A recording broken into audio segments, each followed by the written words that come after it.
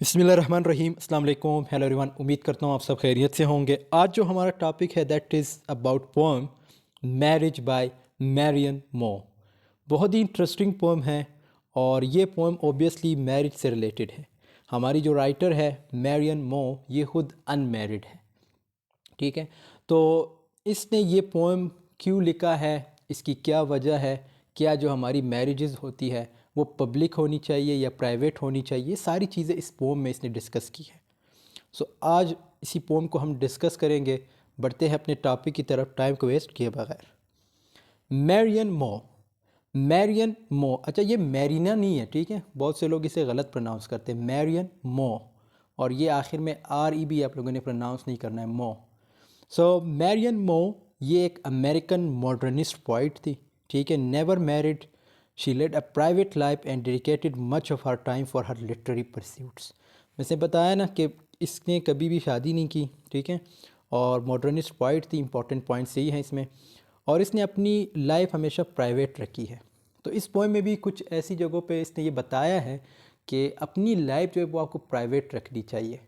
मतलब specially marriage की बात हो रही है, क्योंकि ये पोएम मैरिज से रिलेटेड है। ज़रूरी नहीं सर, प्राइवेट से मुराद अगर आप शादी करते हो तो आप प्राइवेट कर लो, इट मीन्स ज़रूरी नहीं है कि आप पब्लिक को बता दें कि भाई मेरी शादी है ये वो। सो ये सारी चीज़ें इस पोएम में इसने डिस्कस की।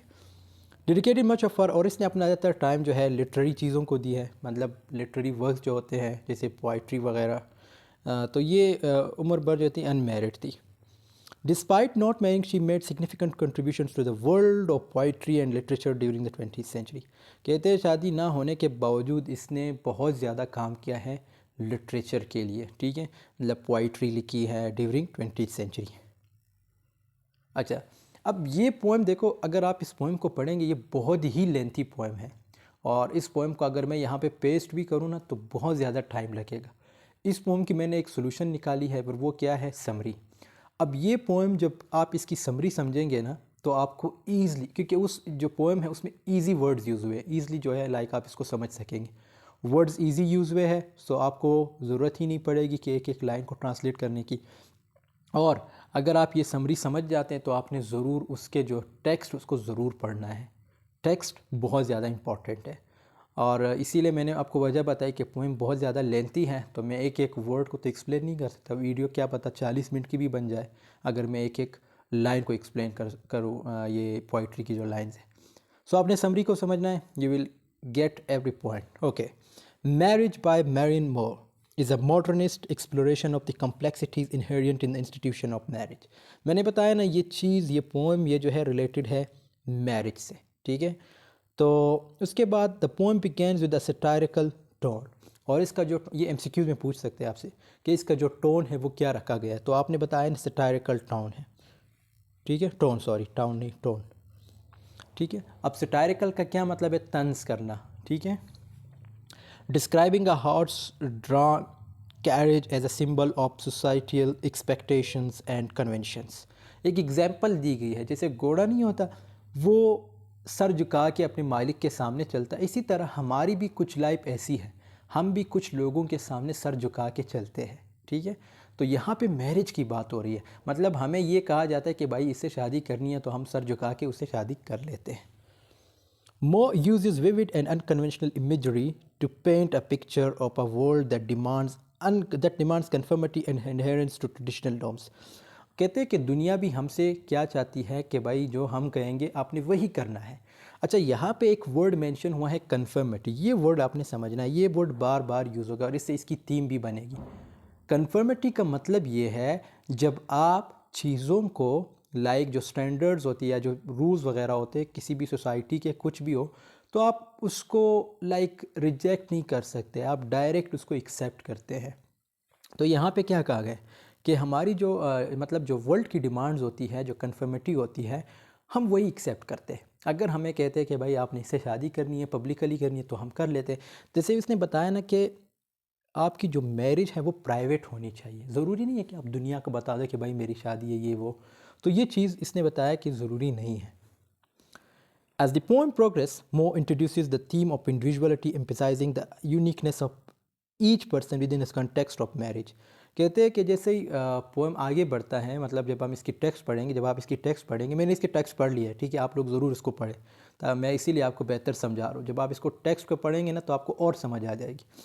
कहते हैं कि इसमें जो हमें थीम्स देखने को वो इंडिविजुअलिटी के भी मिलते हैं। थीम्स हम आगे डिस्कस करेंगे, यहाँ पे मैं ज़्यादा इंडिविजुअलिटी को डिस्कस नहीं करूँगा क्योंकि यही थीम आगे भी डिस्कस हुआ है। सो क्या कहते हैं कि कंटेक्स्ट ऑफ मैरिज पे इसका बहुत ज़्यादा ज़ोर है, ठीक है। मतलब मैरिज जो ज़िंदगी है, या जो मैरिड लोग हैं, या मैरिज अगर आपने शादी करनी है, वेडिंग वगैरह, तो क्या करना चाहिए, कितनी प्राइवेट होनी चाहिए, कितनी नहीं। She criticise the notion of blindly conforming to societal expectations. अच्छा, ये बहुत इंपॉर्टेंट पॉइंट कि हम क्या करते हैं, हम हमेशा जो है मतलब ये इसने क्रिटिसाइज़ भी किया कि हम क्या करते हैं, जो सोसाइटी के रूल्स एंड रेगुलेशंस होते हैं, हम उसको ब्लाइंडली, वर्ड यूज़ हुआ है ना, ब्लाइंडली एक्सेप्ट करते हैं। हम कोई सवाल ही नहीं उठाते। भाई अगर वो कहता है कि आपने ये करना है तो आपने ये करना है। अच्छा, हमारे सोसाइटीज़ में ये चीज़ भी बड़ी कॉमन है। ये देखो, मैं यहाँ पे आपको एनालाइजेशन भी कर रहा हूँ इस पोएम की। आपसे ये सवाल पूछा जा सकता है पेपर में कि आप इसको एनालाइज करो अपने तर्ज पे। तो आपने ये भी लिखना है कि जैसे हमारी सोसाइटीज़ में बहुत से ऐसी चीज़ें हैं जो आज भी हम फॉलो करते हैं, मतलब ट्रेडिशंस की बात करते हैं। तो ट्रेडिशंस कुछ ऐसे ट्रेडिशंस हैं जो बहुत ही ज़्यादा ओल्ड है, मतलब उसको फॉलो करते वक्त आप कहें कि यार ये कौन सी ट्रेडिशन है। तो ऐसी चीज़ें आज भी मौजूद है। तो यहाँ पे जो हमारी राइटर है मेरीना मो, उसने उन चीज़ों को क्रिटिसाइज़ किया है और ये बताया कि हमारे लोग इतने इडियट है, इतने स्टूपिड है कि उसको ब्लाइंडली जो है फॉलो करते हैं। Highlighting the absurdity of sacrificing one's identity for the sake of conformity. वाह, कितना इंपॉर्टेंट सेंटेंस है। कहते हैं कि जो हमारी रियल आइडेंटिटी, कन्फर्मिटी का मैंने मतलब बता दिया। अगर आपको कन्फर्मिटी समझ आ जाती है ना तो आपको ये पोएम भी समझ आ जाएगी, ठीक है। कन्फर्मिटी वर्ड बार, इंडिविजुअलिटी और कन्फर्मिटी, ये वर्ड बार बार यूज़ होगा। अब देखो यहाँ पे क्या कहते हैं कि इंसान की जो आइडेंटिटी होती है जब वो शादी कर लेता है, यानी कन्फर्मिटी मैंने बताया ना कि रूल्स एंड रेगुलेशन या जो सोसाइटी के स्टैंडर्ड्स वगैरह होते हैं उसको फॉलो करना। तो कहते हैं वो अपनी आइडेंटिटी खो देता है, मतलब अपनी आइडेंटिटी को सेक्रीफाइस कर लेता है। किसके लिए? सोसाइटी के लिए। मतलब आपकी कोई आइडेंटिटी है ही नहीं, ये आपके लिए भी है। आपकी कोई आइडेंटिटी है ही नहीं अगर आप सोसाइटी के ज़्यादातर रूल्स को फॉलो कर रहे हैं, जो लाइक मैं I can say rubbish rules होते हैं, जिसको फॉलो करना कोई थूक ही नहीं बनता, लेकिन फिर भी हम उसको फॉलो करते हैं। तो ये चीज़ जो है यहाँ पे ये बताई गई है। The poet employees a fragmented and non linear structure. इस पोएम की अगर स्ट्रक्चर की बात करें, कहते हैं नॉन लीनियर है, ठीक है। मतलब इसमें ये नहीं है कि भाई राइम स्कीम है, ये वो कुछ भी नहीं है, बिल्कुल प्रोज की तरह लिखा गया है ये पोएम, ठीक है। Reflecting the fragmented nature of societal expectation, society के बारे में बताया गया, सोसाइटी के जो एक्सपेक्टेशंस है हमसे वो बताए गए हैं इस पोएम में। She uses a mix of free verse या प्रोज सेम है, ठीक है। मतलब जिसमें हम ये कहते हैं कि भाई ये क्या कहते हैं, राइम स्कीम वगैरह को हम फॉलो नहीं करते। And carefully crafted language to convey her message, creating a sense of discord that mirrors the challenges inherent in martial relationships। वही शादी की जो ज़िंदगी है उसकी मतलब जो रिलेशनशिप वगैरह होती हैं तो उसके बारे में बताया गया है, ठीक है, उसके चैलेंजेस बताए गए हैं। Throughout the poem, Moore incorporates references to various cultural and historical elements। अच्छा, इसमें फिर कुछ रेफरेंसेस भी दिए गए हैं, जैसे एडम और ईव की बात की गई है इस पोम में, ठीक है। एडम और ईव का वाक़या डिस्कस हुआ है। इसी तरह बिब्लिकल जो रेफरेंसेस है वो दिए गए। एडम और ईव का वाक़या आपको पता है ये बाइबल में भी मौजूद है, ठीक है। कुरान वगैरह सब जितनी भी किताबें उस सब में मौजूद है ये वाक़या। तो ये चीज़ बताई गई है, ठीक है। हिस्टोरिकल एलिमेंट्स डिस्कस हुए हैं। Adding layers of meaning to her critique, she suggests that true martial harmony requires a balance between individuality and conformity। तो ये भी यही कहती है कि भाई अगर आपने क्या कहते हैं यहाँ पे जैसे लिखा है, she suggest that true marshal, मतलब जो सही अज़दवाजी ज़िंदगी होती है उसके लिए आप इंडिविजुअलिटी और एज वेल एज़ कन्फर्मिटी को लाइक बैलेंस रखना है आपने, ठीक है। इन दोनों के बीच आपने बैलेंस रखना है कि कब आपने सोसाइटी के नॉर्म्स, सोसाइटी के रूल्स एंड रेगुलेशन को फॉलो करना है और कब उसको जो है रिजेक्ट करना है। And she challenges the notion that marriage should be a rigid predetermined structured. कहते हैं कि शादी जो है वो रिजिड होनी चाहिए, मतलब सख्त होनी चाहिए। सख्त से मुराद यहाँ पे ये है जैसे प्री डिटर्मिनेट स्ट्रक्चर, यानी सख्त से मुराद यहाँ पे ये है कि आप ये नहीं है कि भाई आप जो है मैंने बताया ना स्टार्ट में कि प्राइवेट होनी चाहिए। मतलब आप ये नहीं है कि किसी सब या जितने भी लोग हैं आपकी सोसाइटी के, आपके दोस्त, आपके रिश्तेदार, सबको बता दें कि भाई मेरी शादी है या ये वो। तो ये चीज़ें यहाँ पे मेंशन हुई है इस पोम में। In the closing lines, Mo introduces the image of a diamond ring as a symbol of the enduring and precious aspects of marriage. अच्छा, फिर एक और चीज़ डिस्कस भी है, डायमंड रिंग, ठीक है। तो इसका भी यही मतलब है कि बस आपने अगर अंगूठी पहन ली तो उम्र भर आप जो है उसी के साथ ही जुड़े रहेंगे और लोगों को पता चल जाता है आपकी अंगूठी से कि भाई आप जो है मैरिड है या एंगेज्ड हैं। This image contrasts with the earlier, more critical tone, suggesting that while marriage may have its challenges, there are also valuable and lasting elements worth preserving.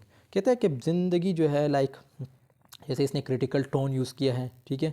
इसी तरह मैरिज के बारे में जो सजेशन है वो इसने दी है, मतलब कहती है कि ये चैलेंजेस भी होते हैं इसमें, और इसी तरह हमारी जो है इसके जो है लास्टिंग इफ़ेक्ट्स होते हैं, लास्टिंग एलिमेंट्स डिस्कस वगैरह हुई है। जैसे मैंने बताया ना, हिस्ट्री को डिस्कस किया गया, एडम और ईव को डिस्कस किया गया है, बिब्लिकल रेफरेंसेस दिए गए हैं।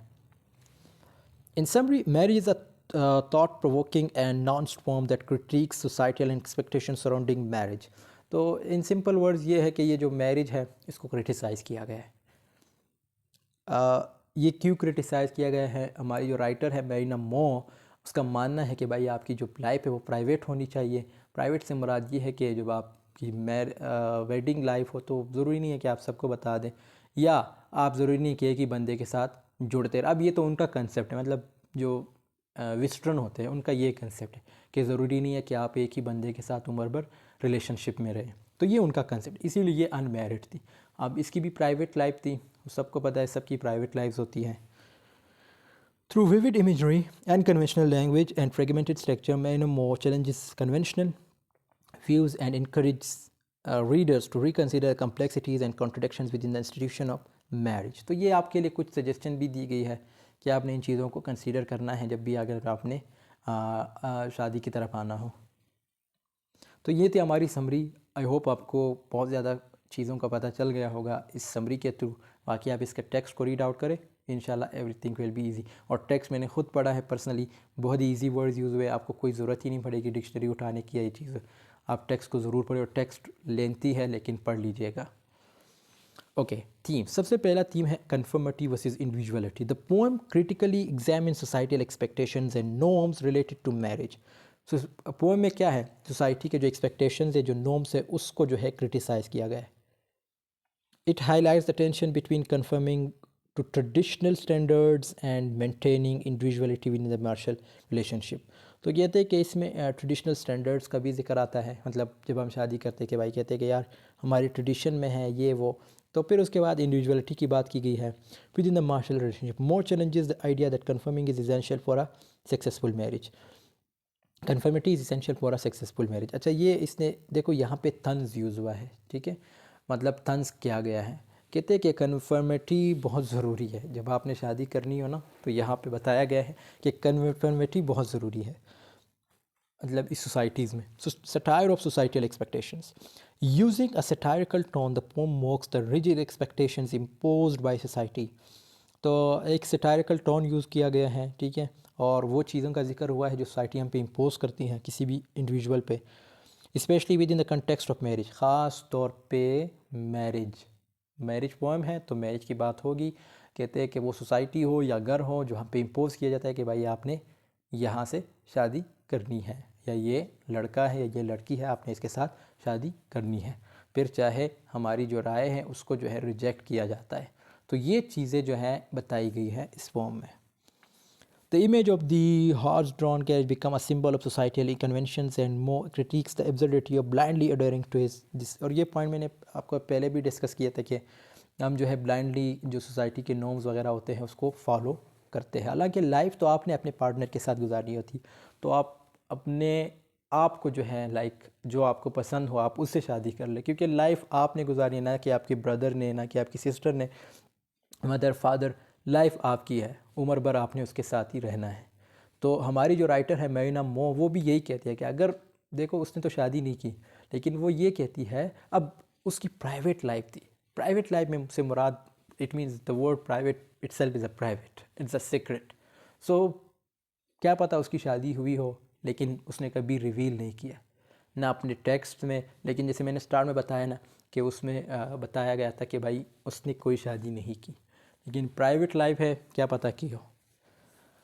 इसी तरह हम जो है ब्लाइंडली सोसाइटी के जो नॉर्म्स हैं उसको एक्सेप्ट करते हैं, हमें सवालात उठाने चाहिए।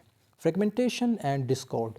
The poem's fragmented structure and non-narrative mirror the fragmentation and discord in societal expectation and by extension within the institution of marriage. More's use of disjoint language and image convey to the dissonance and challenges inherent in relationships. कहते हैं कि यहाँ पे मतलब इसके जो structure है उसको ऐसे क्यों रिप्रेजेंट किया गया है, वो इसलिए क्योंकि मतलब यहाँ पे जैसे इसने राइम स्कीम वगैरह इन चीज़ों का जिक्र नहीं किया, वो इसलिए क्योंकि हमारी सोसाइटी में डिफरेंट चीज़ें, तो इसने डिफरेंट चीज़ों को डिस्कस किया। जब आप इसके टेक्स्ट को पढ़ेंगे तो आपको समझ आ जाएगी कि ये थीम उस चीज़ से रिलेटेड, मतलब टेक्स्ट के बिल्कुल लाइक उससे जो रिलेटेड होता है। Complexity of marriage. Moore presents marriage as a complex and multifaceted institution. The poem explores the difficulties and contradictions that arise when trying to reconcile individual desires with societal expectations. The diamond ring introduced towards the end symbolizes the enduring and precious aspects of marriage despite its challenges.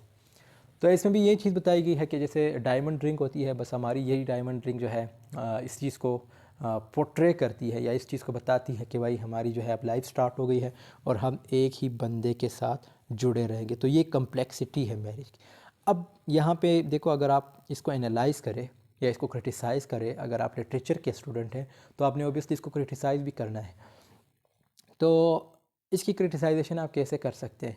जैसे हमारे मज़हब में या हमारी जो religion है उसमें क्या है कि हम एक ही बंदे के साथ अटैच हो जाते हैं, हमने किसी और को देखना ही नहीं। लेकिन जो वेस्टर्न लोग हैं उसमें से ज़्यादातर, मैं नहीं कहता सारे, लेकिन ज़्यादातर जो है वो किसी और के साथ भी अटैच हो जाते हैं। वो ये नहीं देखते कि भाई ये मेरे हस्बैंड है या ये वो, इन चीज़ों को वो एक्सेप्ट नहीं करते। इवन आपने नोट किया होगा कि उनकी शादी बग़ैर मैरिज के भी हो जाती है, मतलब बग़ैर लाइक निकाह वगैरह या इन चीज़ों के बिल्कुल मुखालिफ होती है। बेस्ट एग्जांपल है Cristiano Ronaldo. So this was all about today's. I hope आपको ये वीडियो पसंद आएगी। पसंद आए तो ज़रूर लाइक कमेंट शेयर कीजिएगा। मिलते हैं नेक्स्ट वीडियो में, तब तक के लिए अल्लाह हाफ़िज़, टेक केयर ऑफ़ योर्स।